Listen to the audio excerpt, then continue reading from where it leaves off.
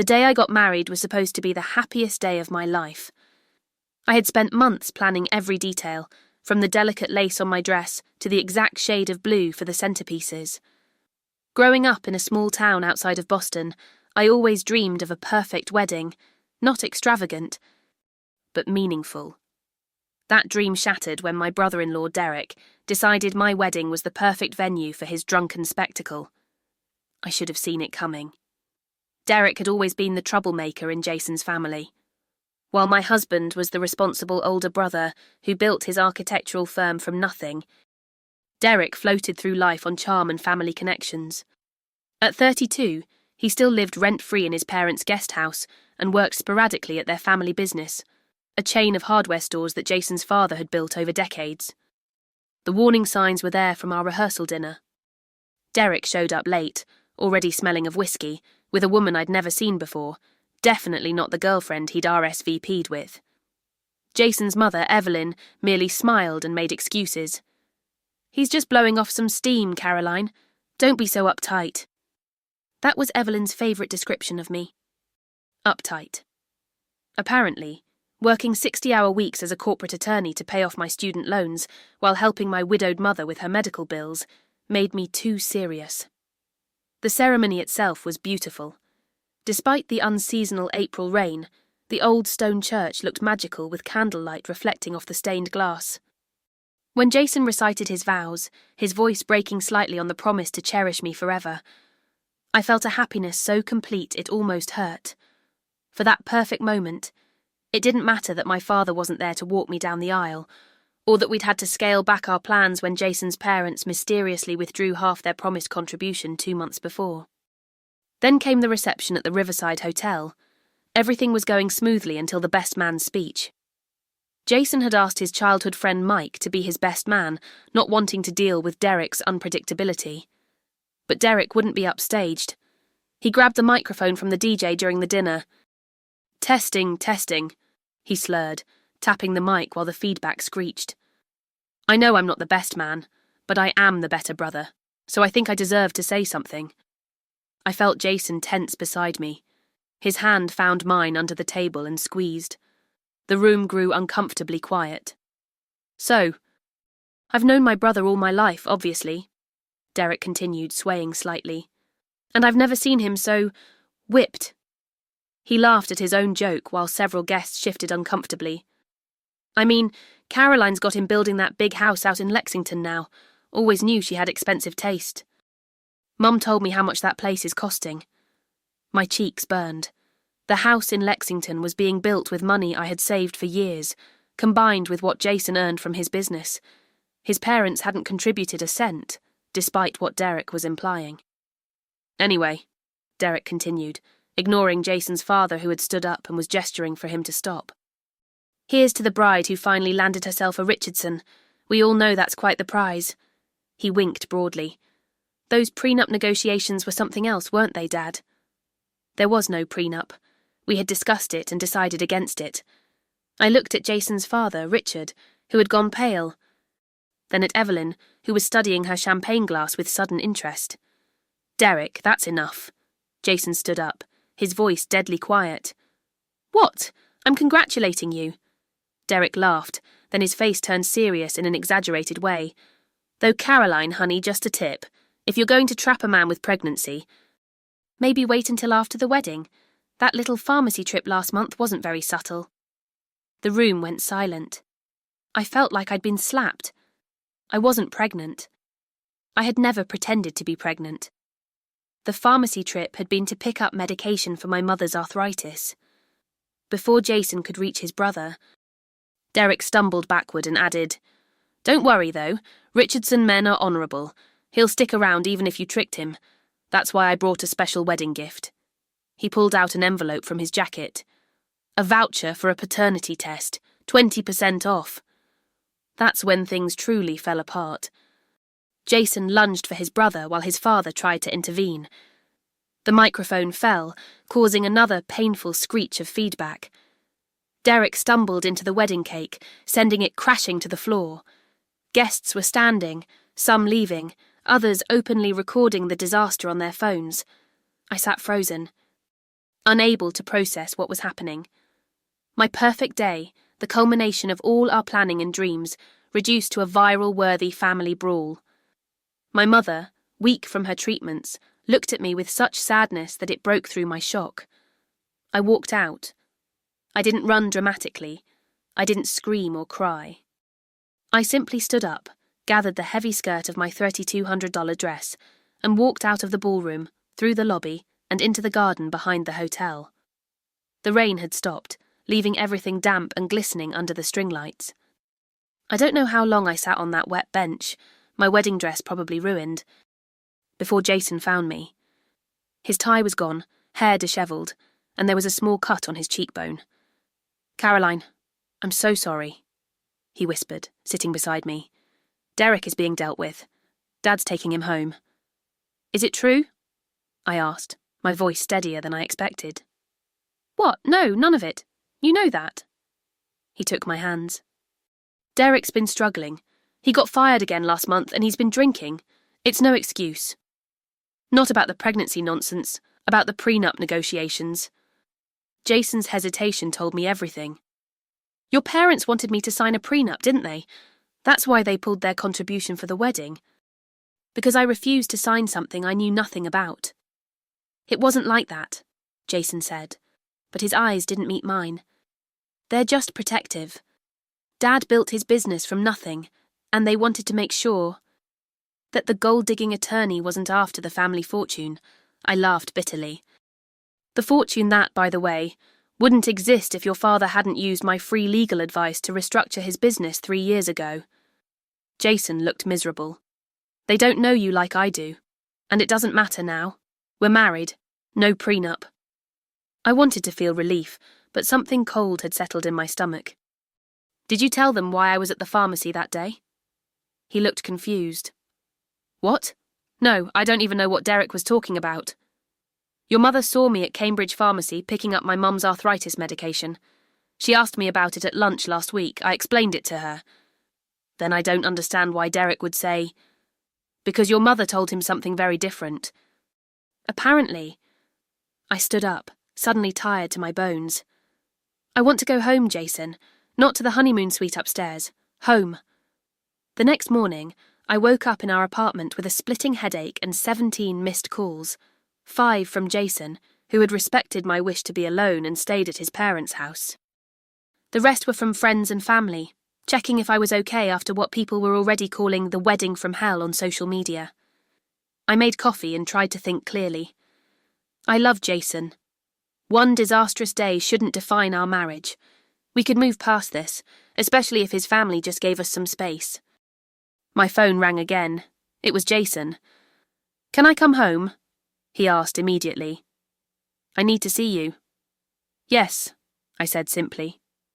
30 minutes later, he was at the door, looking like he hadn't slept. We sat at our kitchen island, coffee mugs between us like a buffer. "I talked to Derek this morning," Jason began. "He claims he doesn't remember much, but he's sorry." I nodded, waiting for more. "My parents want us to come to dinner tonight, to smooth things over." The cold feeling returned.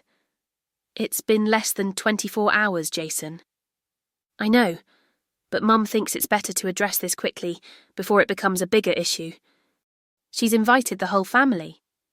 The whole family who witnessed your brother humiliate me at our wedding." Jason ran a hand through his hair. "She's making her special pot roast. It would mean a lot to her. It would mean a lot to me to have one day to process the fact that my wedding was ruined. Caroline, please, they're still family." I stared at him, this man I had married just yesterday, already prioritizing his mother's pot roast over my feelings. "Fine. What time?" The Richardson family home was an impressive colonial in Wellesley, set back from the road with perfectly manicured grounds.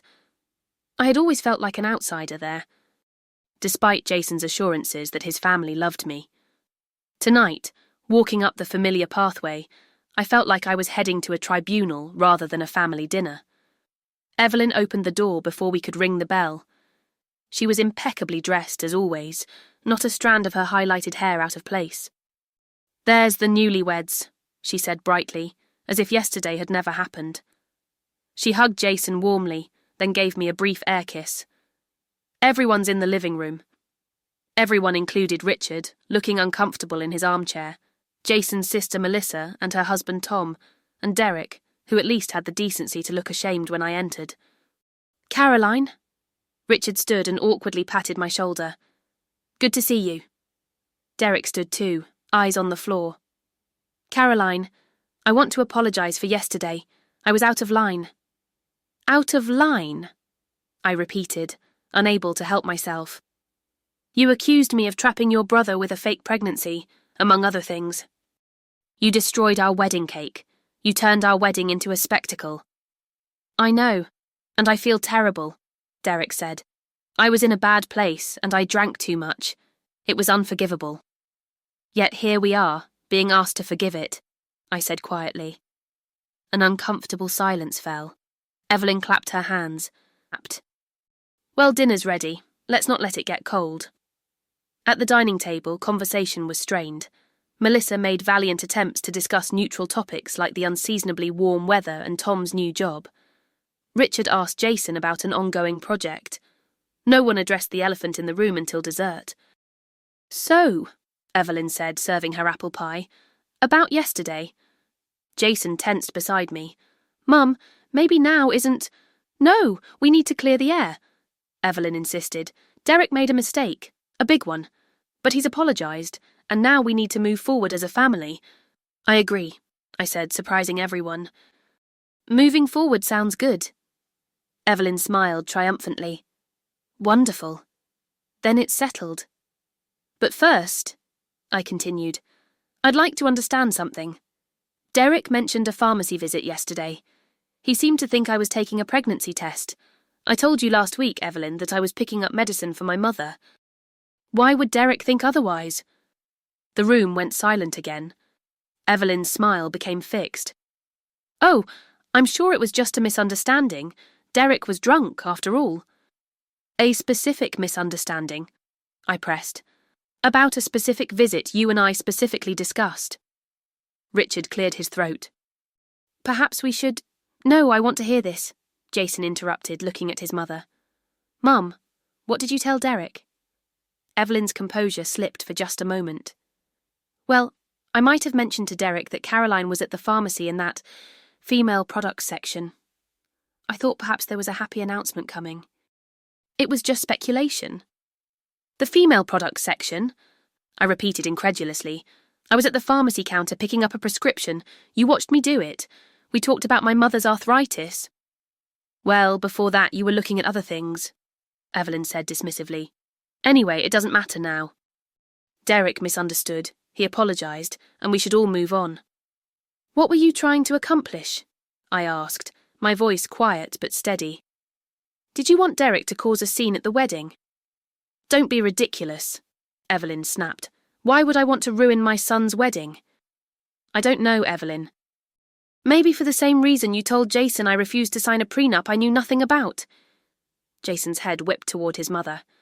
"What?" Evelyn's face flushed. "That's not— I never said—" She composed herself. "Richard, tell them about the prenup situation." Richard looked deeply uncomfortable. "We did suggest a prenup, as any parents would. It was never formally presented because Jason insisted it wasn't necessary. But you pulled your contribution to the wedding because of it," I said. "You told Jason it was because the market was down and finances were tight. Was that true?" "Now you're accusing us of lying." Evelyn's voice rose. "After all we've done for you, we welcomed you into this family despite your background." The room temperature seemed to drop 10 degrees. "My background?" I repeated softly. "Mum," Jason warned. "Well, it's no secret that Caroline comes from different circumstances," Evelyn continued, seemingly unable to stop herself. "A single mother, that small-town upbringing, having to work through college instead of focusing on studies. We never held that against you, Caroline." I took a deep breath, trying to maintain my composure. "My mother became single when my father died of cancer when I was 12. I worked through college because we used my college fund for his medical bills. I graduated summa cum laude, despite working 30 hours a week, and I passed the bar on my first attempt, while supporting my mother through her own health issues. And that's very commendable, Evelyn said condescendingly. But surely you can understand why we might be concerned about family assets. Jason stood up abruptly. That's enough, Mom. Caroline is my wife, and this conversation is over. Jason, sit down, Richard said firmly. Your mother is just being protective. Of what? The family money I've never touched? The business I chose not to join because I wanted to build something myself? What exactly needs protection from Caroline? It's not just about money, Evelyn said. It's about fitting in. Caroline has always been different from our family, more focused on career than family, more independent than supportive. I felt oddly calm as the truth finally emerged. 3 years of subtle digs and backhanded compliments suddenly made perfect sense. I think I understand now, I said. You never wanted Jason to marry me. That's not true, Evelyn protested, but her eyes told a different story. You know what the saddest part is? I continued. I spent so much energy trying to please you, rearranging my work schedule for family events, helping with the charity gala last year, providing free legal advice, all while you were undermining me behind my back. You told Derek I was trying to trap Jason with a pregnancy. I cut her off. You deliberately withheld the real reason you pulled wedding funds. You've been painting me as a gold digger to your family while smiling to my face. The table was silent. Even Derek looked stunned. I think, I said, standing slowly, that Jason and I should leave now. Caroline, please, Richard began, but I was already moving toward the door. Jason followed me, his face a storm of emotions. We didn't speak until we were in the car. I'm so sorry, he finally said, his voice breaking. I had no idea. I think you did, I replied gently. You just didn't want to see it. What do we do now? I looked at the house we were driving away from, the perfect colonial with its perfect facade hiding years of manipulation. Now we decide what kind of marriage we want to have.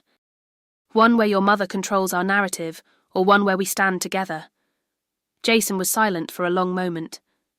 They're still my family, Caroline. My heart sank a little. And I'm your wife. As of yesterday, I'm your family too. The next morning, I woke up to voices in our living room. Jason was on the phone. His tone agitated. I stayed in bed, not wanting to eavesdrop but unable to help hearing snippets. No, Mum, that's not what happened. Yes, I understand you're upset.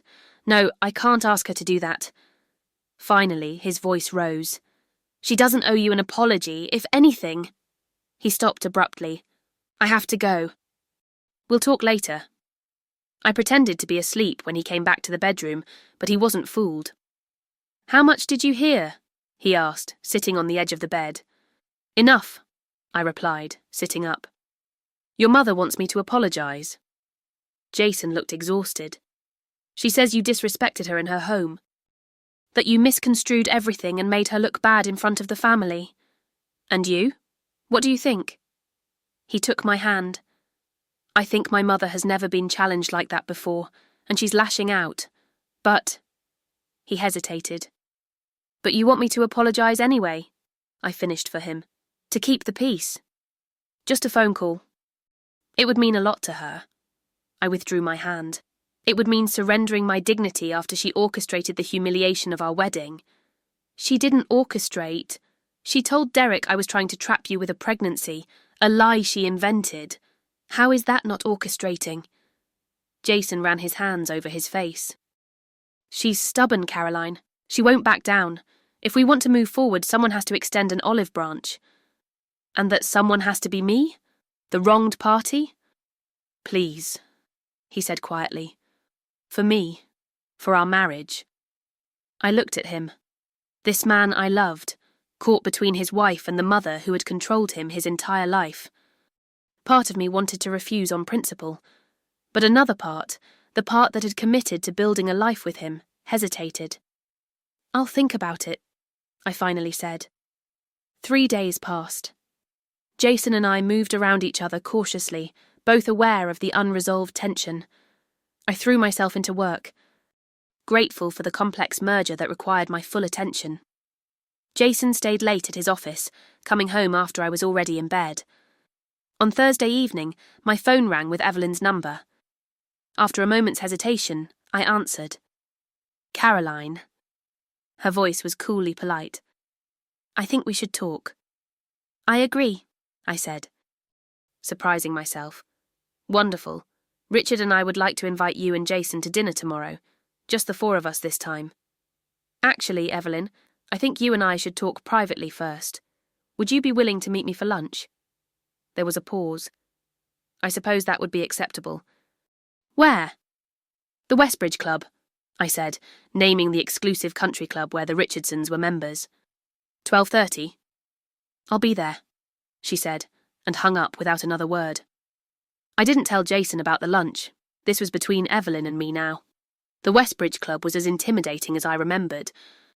All old money and tradition. I arrived early and requested a table in the corner of the dining room, away from curious ears but visible enough that Evelyn wouldn't feel ambushed. She arrived precisely on time, immaculately dressed in a pale blue suit that probably cost more than my monthly rent. Her expression was guarded as she sat across from me. Thank you for meeting me, I began. Jason said you wanted to apologise, she replied without preamble. I thought it best to hear it in person. I took a sip of water, gathering my thoughts. Actually, I wanted to clear the air between us. Our relationship has obviously been strained. You accused me of sabotaging your wedding, Evelyn said stiffly. I stated facts, Evelyn. You told Derek I was trying to trap Jason with a pregnancy, a complete fabrication. She adjusted her napkin. A misunderstanding. A deliberate lie, I corrected gently, just like the prenup situation. We only wanted to protect Jason. From what? From me? The hard-working attorney who loves your son? You don't understand our world. Caroline, the social obligations, the family expectations. You're right, I conceded. I don't understand a world where a mother would sabotage her son's happiness to maintain control.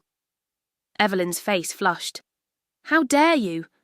But I'm willing to try, I continued. For Jason's sake, that's why I'm here. That's why. Not to apologise, but to establish boundaries. Boundaries? She looked genuinely confused. Yes. Going forward, I expect you to treat me with respect. No more lies, no more manipulation. In return, I will continue to be a part of family events and traditions that mean so much to Jason. Evelyn's eyes narrowed. And if I refuse these boundaries? I leaned forward slightly. Then you should know that I've been offered a partnership at my firm. It would mean relocating to their Chicago office. Jason's business is successful enough that he could open a branch there. We've discussed it hypothetically. You're threatening to take my son away? Her voice was incredulous. I'm informing you of a potential career opportunity that could affect your son's married life. Just being transparent, Evelyn. Isn't that what family does? She was silent for a long moment. Jason would never choose you over his family. You're probably right, I said, surprising her. Jason loves his family deeply. It's one of the things I admire about him, but he shouldn't have to choose at all. That's my point. What exactly do you want from me, Caroline? Acknowledgement, respect, and a genuine attempt to accept me as Jason's wife. Evelyn looked out the window, her profile sharp against the sunlight. For a moment, I caught a glimpse of vulnerability in her expression. I've been the Richardson matriarch for 35 years, she said quietly. I've guided this family through everything. And you'll continue to, I assured her. But Jason and I will guide our own marriage. Our food arrived, momentarily pausing the conversation. When the server left, Evelyn surprised me by asking, Do you really have an offer in Chicago? Yes, I admitted, but I haven't decided to take it. My life is here, with Jason, near my mother. Your mother? Evelyn repeated. How is she doing? The question seemed genuinely interested. Another surprise. Better. The new medication is helping with the pain. Evelyn nodded. Richard has arthritis too, in his knees. She cut her salad methodically. I may have overreacted about the wedding situation. It wasn't quite an apology. But from Evelyn Richardson it was monumental. Thank you for acknowledging that. You make Jason happy, she said, as if making a reluctant admission.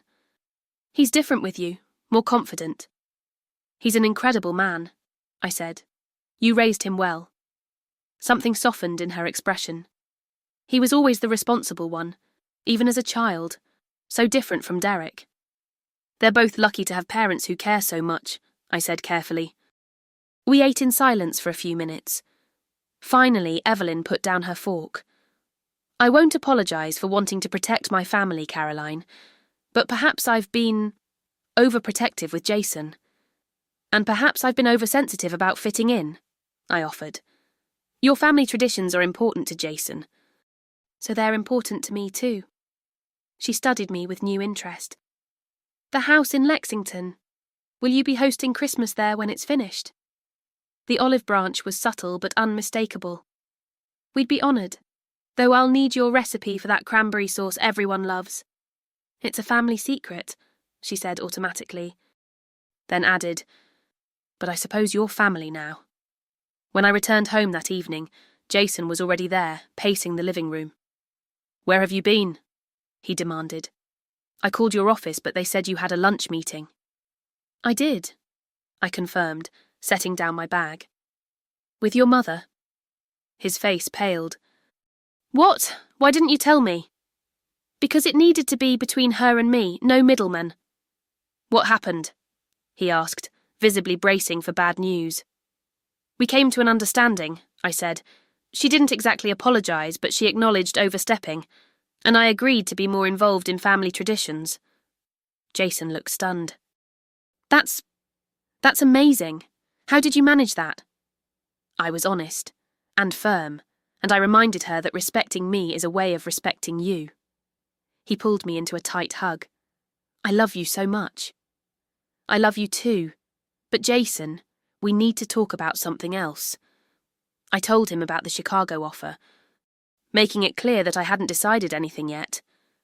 To my surprise, he seemed intrigued rather than alarmed. Chicago could be interesting, he mused. The architecture scene there is incredible. I've always admired the firms working on the riverfront development. You'd consider it? I asked. Surprised. I'd consider anything that makes sense for us, he said. Not my mother, not my family legacy. Us. That night, for the first time since our disastrous wedding, we fell asleep in each other's arms with no unspoken tensions between us. The next Sunday, we attended the usual Richardson family dinner. Evelyn greeted me with a genuine smile and drew me into a conversation about the house plans, genuinely listening to my ideas rather than subtly critiquing them. Derek was on his best behaviour, sticking to soda and avoiding any mention of the wedding. Richard seemed relieved by the lack of tension, engaging Jason in a long discussion about business innovation. As we were leaving, Evelyn pulled me aside. Caroline, I wanted to give you something. She handed me a small, elegantly wrapped box.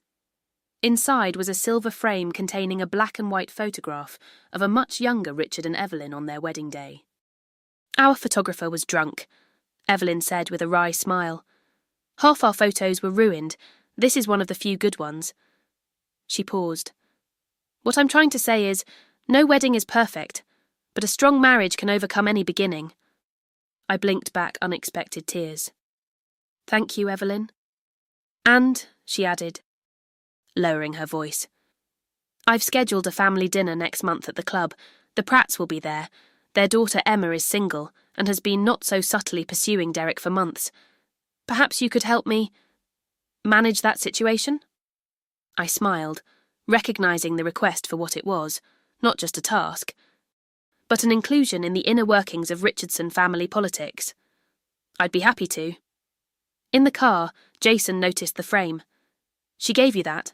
That's her favourite photo. It's usually on her bedside table. I think it's her way of officially welcoming me to the family, I said. About time, Jason remarked. Though I have to know, what did you say to her at that lunch? I've never seen my mother back down from anything. I thought about our conversation, about the careful balance of firmness and respect, of boundaries and bridges. I just reminded her that sometimes the strongest family trees are the ones that allow new branches to grow. 6 months later, we moved into our Lexington house, a beautiful modern design that blended Jason's architectural vision with my practical needs. We hosted Christmas that year, with both the Richardsons and my mother. Evelyn brought her cranberry sauce, and my mother brought her famous apple pie. Derek arrived with Emma Pratt, sober and attentive. The house was filled with laughter and warmth. As I watched Jason help my mother to a comfortable seat by the fireplace, while Richard carried in more firewood and Evelyn arranged gifts under the tree, I realised something profound. Family isn't just what you're born into, it's also what you build. Choice by choice, day by day, through confrontation and reconciliation, through standing your ground and knowing when to extend a hand. Our wedding may have been a disaster, but our marriage was proving to be stronger for having weathered that first storm. And in the end, that's what truly matters. If you like this story, please like this video, subscribe to the channel, and share your impressions of this story in the comments. To listen to the next story, click on the box on the left.